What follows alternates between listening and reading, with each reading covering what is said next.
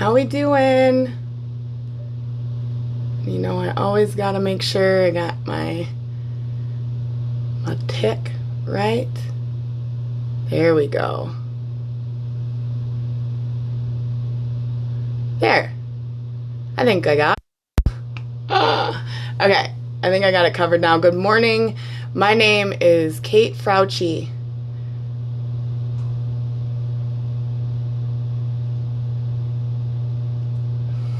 Good morning, good morning. Like I said, my name is Kate Frauchi. I am the owner of Eclectic Kate LLC. I am a 200-hour registered yoga teacher. I am a certified Hoop Yogini instructor. That's new. I'm also a published author, certified Reiki practitioner. And I am here today to share with you some musings about the theme for this month. So the theme for this month is body. So if you remember from last month, my word for the year is trifecta. And that means the culmination of body, mind, and soul, and how those components can be nourished individually, but can also, as you're nourishing an individual component, you're also strengthening the other two components. So anytime you're nourishing your body, you're also inadvertently nourishing your mind and your soul, and same when you're nourishing your soul, you're nourishing your mind and your body. So it's all interconnected, but I wanted to break the pieces apart and take each month to kind of dive into some stuff, and that's that. So I have some notes here, and we're going to talk about the body. So the body is the theme for this month, this trifecta theme, the body. And it took me a minute because the body, again, just like the mind, is so complex, and there's so much going on at one time. That sometimes it's hard to find a focus. And I think really when it comes to the body, like the first piece is like loving your body, right? Like there's so many of us who have spent time in our lives or are still there in a place of really hating our bodies, feeling like our bodies are against us, and they're not. Our bodies worship us. Every cell in our being lives for us, right? So let's talk about the body. I saw a quote the other day that I really liked because it kind of like it's a great way to think about this. Is love your body and teach your mind how to respect it. And there's that trifecta again. You can't get away from if you want to love your body, teaching your mind to respect it, teaching honoring the boundaries that you set up for your health. That's kind of what that means to me. So, like I said, February is body focus. And, I kind of at first wanted to jump into, our diet culture and our conditioning. But I think that there's plenty of that. There's plenty of places that you can go to demystify the diet culture that we have grown up in, the conditioning that we have received from birth, that our bodies are not perfect, that there's something, there's always something wrong, or, whatever stories you carry with your body. One of my biggest stories was my body hates me. Can you imagine how my body felt when I believed that it hated me? That was probably the times that I experienced the most pain with my endometriosis, because I was not uniting with my body. I felt like my body was against me. And so, yeah. So really, what does it come down to then with the body? Where do we start? Radical acceptance and celebration. Radical acceptance and celebration. And that can be really hard. It can be really hard to radically accept extra weight that's hanging on. It can be hard to radically accept a chronic illness that you've been diagnosed with. But in the radical acceptance and then the celebration of all of it, that's where that magic is. That's where that shift happens. And the celebration piece is really important too, because it's not just enough. It's not just enough to accept it and be like, okay, I'm this, that, or the other thing, this story, this label. I accept it. You have to celebrate it. So I used this example the other day. It's like my stretch marks, right? Like modern society tells me that I should not have stretch marks, so that my belly should be perfect and that I shouldn't have any signs of wear and tear on this body, even though I've had 3 kids. And so instead of looking at those stretch marks and like wishing them away or being like, ugh, I don't ever want anybody to see my stomach because I have stretch marks and it's not perfect. No, what I do is I say, wow, look at the proof that my body has of being flexible. My body is so flexible that I can accommodate another human being. Thank you, body. You are amazing. Now you see the difference in that, like the difference in the energy in that, as opposed to, I wish I could get rid of these stretch marks. As opposed to, man, these stretch marks are proof of how flexible and amazing my body is. So again, it's that mindset. And if you need more mindset work and you need more work in the mind, go back and watch last month's Trifecta talk on the mind. I had a talk with Amanda and it was amazing. So we're talking about radical acceptance and celebration as, applying it to our body. And really this can be applied to anything, not just the body, but that's kind of the topic that we're on. And so I think the first thing is fierce self-honesty. Before you can even get to the radical acceptance part, you have to be able to be really honest with yourself, right? And that can be really hard. So I listened to a podcast from a gal named Maddie Moon. I love her podcast. She has a lot of really good things to say. And I will, in the comments when I'm done here, I will drop the podcast that I received this information from. And her podcast was Fierce Self-Honesty. Filter questions for fierce self-honesty. And so basically these are questions that you can ask yourself to see if you're coming from a place of sovereignty or if it's conditional. Are you trying to, and I'm going to use the lose weight example probably the most because that's something I think we can all relate to, but like, are you attempting to be healthier and shed pounds because you want to feel better, or are you wanting to eat healthier and shed pounds because you want to impress that person or get the attention of it? Like, it's conditional, right? So these are questions that you can ask to find out if what you're feeling, what you're desiring is coming from a place of sovereignty or coming from a conditional place. And sovereignty means being unchanged. So like, no matter what happens, as a result, like, you'll still be in center. Your world's not going to end. You're not going to fall apart, that kind of thing. So that's kind of what sovereignty means. And of course, that's all, that's another pod. So that's another whole pea pod to open up. Okay, so our 3 questions. Is this going to bring me closer or further away from being a vessel? So when we're asking ourselves about honoring our body and what we can do to honor our body, that's a really good question. Like, our bodies are a vessel. We are a bridge between heaven and earth. And in order to, receive, inspiration and just be able to get quiet and receive guidance from, our higher source and within, like, we have to be a clear vessel, right? Like, we can't have 7 different radios on in the room and try and pick out the one song. We have to turn all of the radios off and tune in to ours. So is this going to bring me closer or further away from being a vessel? That's a really good question to ask when you're looking for that fierce self-honesty on your way to radical acceptance and celebration with your body. And, this question of, is this going to bring me closer or further away from being a vessel?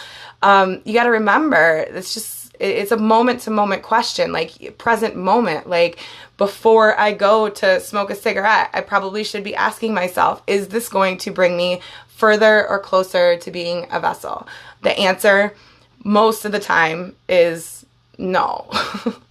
And I know that.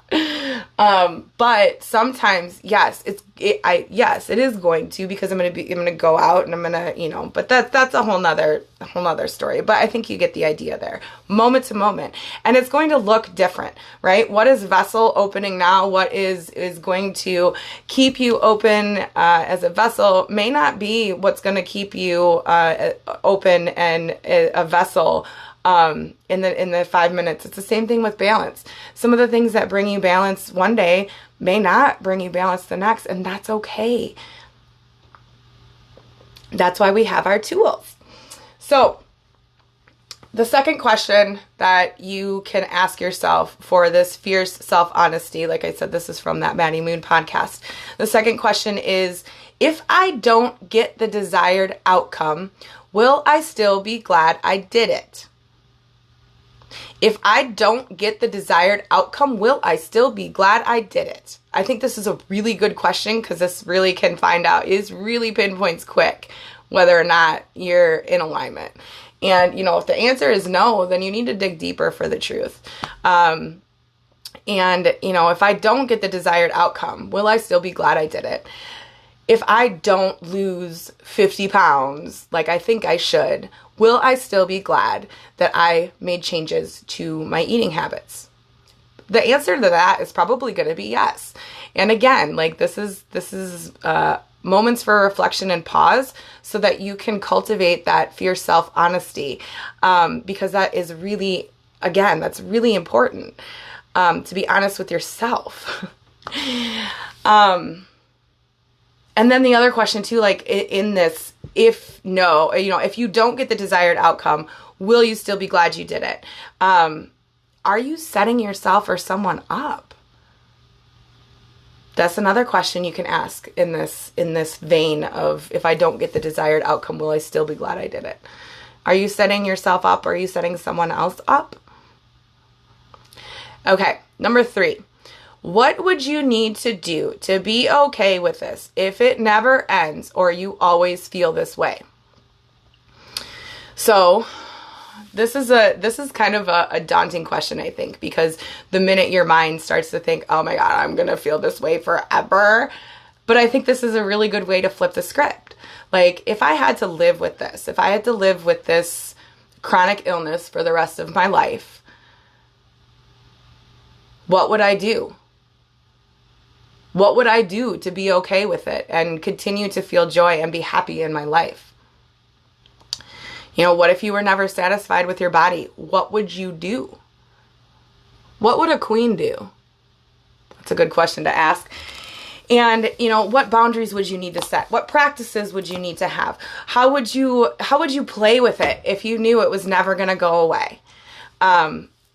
I think I like that question for reflection, because it really, I think it does motivate into being radically honest with yourself to fully accept and celebrate whatever it is that maybe you're not celebrating right now.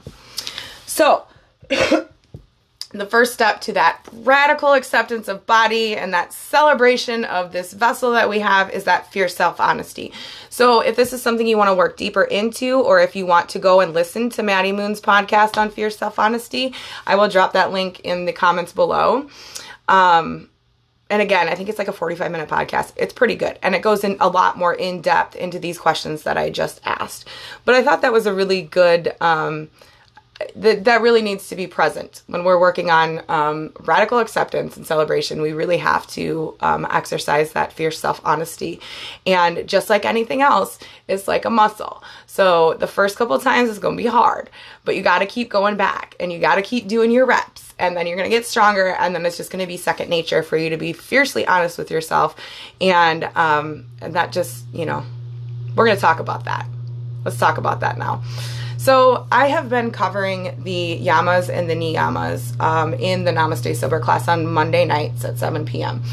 And we're kind of applying it to, the sober life, and how these kind of, like non-lying and truth and acceptance.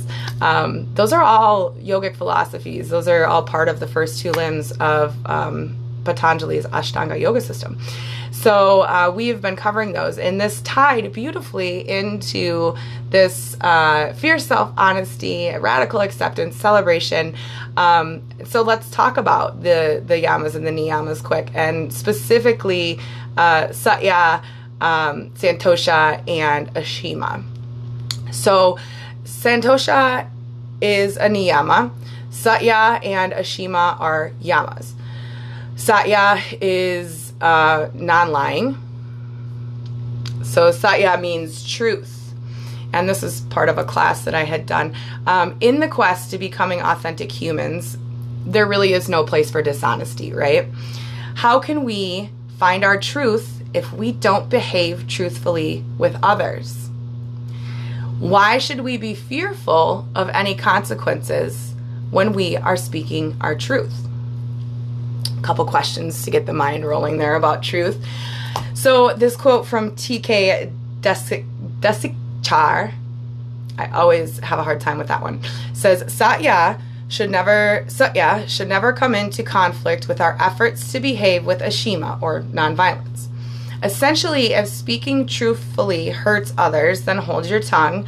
This is a reminder that the modern world we live in is complicated, and we have to do our best to act out of love and honesty, and also acknowledge that they do sometimes contradict each other. So we hear a lot about finding your truth in our modern culture. Find your truth. What's your truth? I know, I get tired of it too, but it's true. Maybe we can find a different phrase. But what does that mean, right? Like, what does that mean? How do we find our truth? In reality, finding our truth is about listening better to what you're already saying to yourself. It's not an external thing. Your innate wisdom is inside. The answers are inside.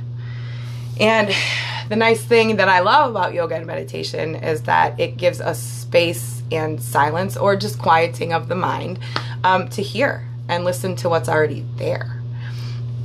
So, now that we've kind of created a filter with our fierce cultivation of self-honesty, and, the Satya and the Ashima are observed, the truth and the non-violence are observed to align more fully with who we want to become. So now it's time for that radical acceptance and that celebration. And, it's not easy, right? And radical acceptance and celebration doesn't have to be a public thing. That can be a very private thing. Dancing around and celebrating something that you've accepted, that you have neglected or rejected for so long within yourself, can be a really powerful experience. And it can be something that you can just, you can have for yourself. I think a lot of times we think celebration, people, all of this big stuff. But again, it doesn't have to be grandiose. It just has to be intentional and from the heart. So more authenticity and presence leads to greater ability to remain unchanged when facing life's challenges. So acceptance, contentment, we chase this elusive energy, but we are unwilling to take the steps necessary to fully receive the power that comes with radical acceptance. It's scary. It's really scary. But guess what? You get to the other side of it, you'll realize, oh my gosh, I was just scared because this is a whole new world and I have no idea what I'm walking into, right? The unknown. And that's okay. The unknown is more often than not really beautiful and far greater than we could ever have imagined. So that chasing of that elusive energy of acceptance and contentment, that's all inside. That's all inside. We just have to take the action. We have to uncover. We have to sit with it. We have to unpack it. And that all is stuff that, it's work. It's work. But you got to do it. Clark Mustakas says, accept everything about yourself. I mean everything. You are you, and that is the beginning and the end. No apologies, no regrets. What's done is done. The only thing that you're doing a disservice is by not learning or not like growing from the experience, right? And holding on to things like, not forgiving the situation and stuff like that. So accept everything. No apologies, no regrets. See what you can find. See the nuggets that were in that. And how many of us are still holding on to regrets? How many of us are too scared to forgive ourselves even? Like, it's going to make it okay. It's not. It doesn't mean that it makes it okay. It just frees you from that energy of shame or guilt or regret or any of that. So Santosha, the other one that I wanted to talk about today, it is acceptance. It invites us to accept it all, and radical acceptance and celebration helps to fuel our forward momentum. When we're able to just accept it and be like, you know what? I have endometriosis and I do have really painful periods and I might have to live with this for the rest of my life. So what am I going to do?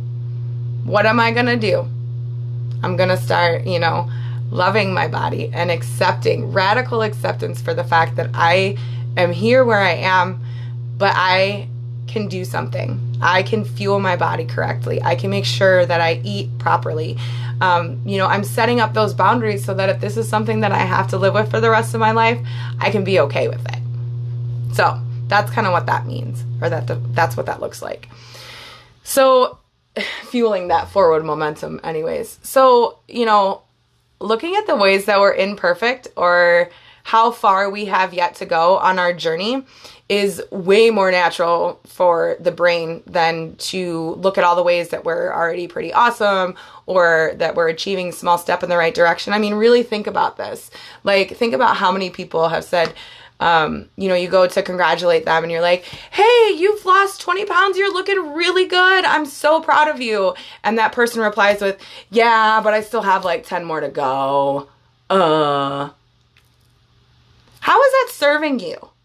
How is that serving you to not celebrate and be like, yes, thank you. I worked really hard. To lose this weight. I've actually, gotten off some blood pressure medication.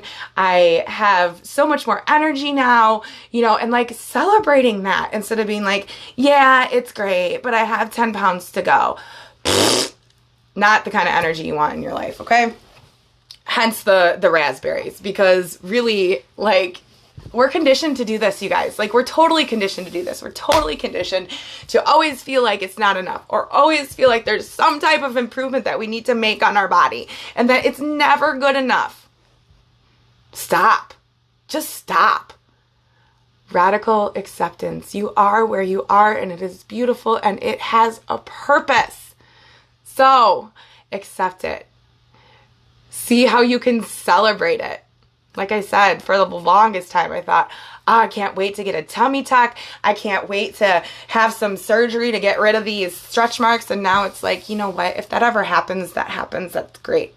I really, really love the proof that my body is so flexible that it can accommodate another human being. And that's how I choose to look at it. And I tell you what, the energy around that is so different, and it fills my body with love. And I'm seeing, oh, hey, Rachel, I'm seeing hearts and comments and stuff like that, but I'm not seeing a whole lot of other stuff. So I think sometimes my internet is weird, or maybe it's just a weird time. But anyways, hey, Rachel, we're talking about radical acceptance and celebration in regards to our body. And I dropped some really good stuff at the beginning, so you check back at the beginning. There might be something there for you. So we're talking about how we are so predispositioned to point out our imperfections, to hone in on those things, to not celebrate how far we've come and only focus on how far we have to go. And those don't, it's not as fun as radical acceptance and celebration, I'll tell you that. So, you know, sometimes a critical eye serves us. Sometimes it is serving to have a critical eye and to be able to, you know, place things properly, or whatever that critical eye serves you for. However, when it comes to yourself, having a critical eye is exhausting. It's counterproductive. And it feeds a cycle that keeps us right where we don't want to be. You know? Do you want to continue hating your body? No. Do you want to continue in cycles that don't serve you? No. So then accept where you're at. Accept it and love it. And know that it's okay. And if you need help doing that, I'm here. I'll hold some space for you for sure. Oh, Rachel, we might have to have a conversation about that. Okay, so the niyama of Santosha reminds us to look at ourselves, find peace and acceptance with what is right now. What is right now?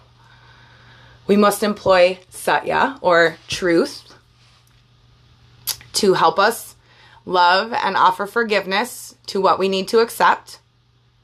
And that can be really hard, but you can do it. You can totally do it. Me, who was like my biggest, harshest, worst critic, so hard on myself, changing that energy into loving and forgiving has reshaped so much. And it can do that for you too. It's hard, but I tell you what, anything worth hard is worth having and worth working for, right? So yeah. And actually, I saw this too, present day psychological research actually like supports this idea of acceptance, right? So it shows that the less self-critical we are, the more we are able to get stuff done or improve. So the less critical we are with ourselves, the more success we see. The harder we are on ourselves, the more we are going to stay stuck.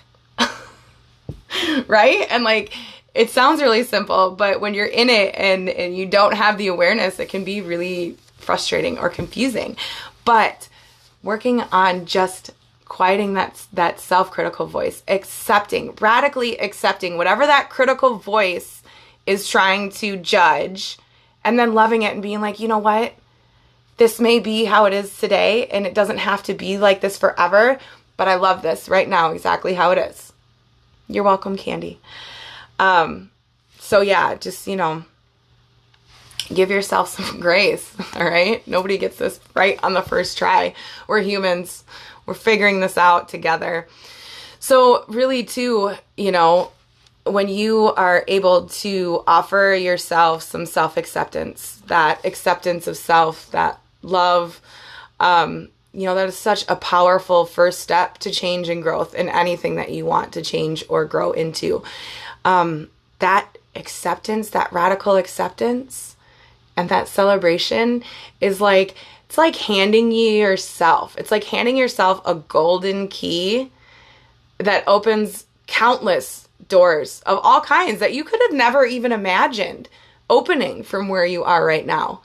And so that's a little bit of faith and hope too in that self-acceptance. But you know what? Honestly, the brain is the hardest part to adjust in asanas or in our yoga practice or in our life practice. The brain is the hardest part to adjust. And so, you know, in our yoga practices or in our practices, and especially through the additional limbs of yoga, the Santosha is about accepting our perceived limitations and celebrating them. Not just accepting the perceived limitations and being like, oh, but it's what it is. No, celebrate that. It got you to where you are and it's going to get you to where you're going. Celebrate it. So, you know, and this translates, right? Like if you work on just this on the mat, it will translate out into your life. So, you know, during my classes, I often offer encouragement for acceptance and non-judgment. As well as, like I said, we're diving into these yamas and these niyamas each week. And some of the things that I say in class are, comparison is the thief of joy. Keep your eyes on your own mat. Because comparison is the thief of joy. Don't compare yourself to anybody other than the person that you were yesterday. Because if you compare yourself to somebody else or something else, you will steal your own joy away from you.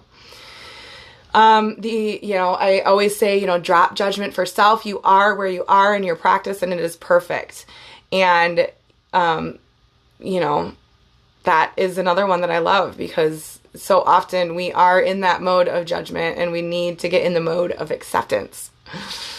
Honor where you are today. That's another thing I say in class. Or know that you are growing as you are moving. So there's lots of opportunities to work on that muscle. So when addressing this piece of the trifecta, labeled as the body, there are so many avenues to explore. Like I said, proper nourishment, hydration, rest, disease, illness, etc. So it's really easy to see how all of our systems are connected, and then it can get really easy to be overwhelmed. But it all starts with Santosha. It all starts with that acceptance. Like true, honest, fierce, radical acceptance and celebration. It's about finding contentment for where we are in any given moment and celebrating it. So, yeah. If you need more help working through some of the mind stuff, like I said, we did a Trifecta talk last month that's on the YouTube channel, and it's also in the Bat Cave. That's a good place to start. If you need help figuring out what radical acceptance and celebration looks like for you, I am a great hype woman. I sometimes probably get more excited than the person celebrating. So I can help you do that. I do offer free 30-minute consultation calls to just kind of see where you're at. Just have a conversation and see if there's tools that, and there always is, tools that I can pass along to you that might just be the key that unlocks some doors for you.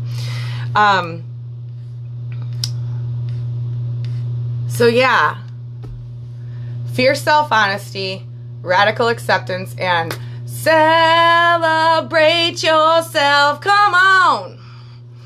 Let's celebrate each other. Celebrate yourself. Come on. Celebrate your awesomeness. So there's your little theme song. And remember, and Rachel, she handed this out yesterday, it's a practice. Okay? Practice makes progress. We're never looking for perfection. We're looking for progress. So, it's kind of like when you learn how to use a hammer and nails. Somebody hands you this tool, this hammer. The first time you use it, you're like, I don't know if I can do this. You're a little scared that you're going to hit your finger, all of that stuff.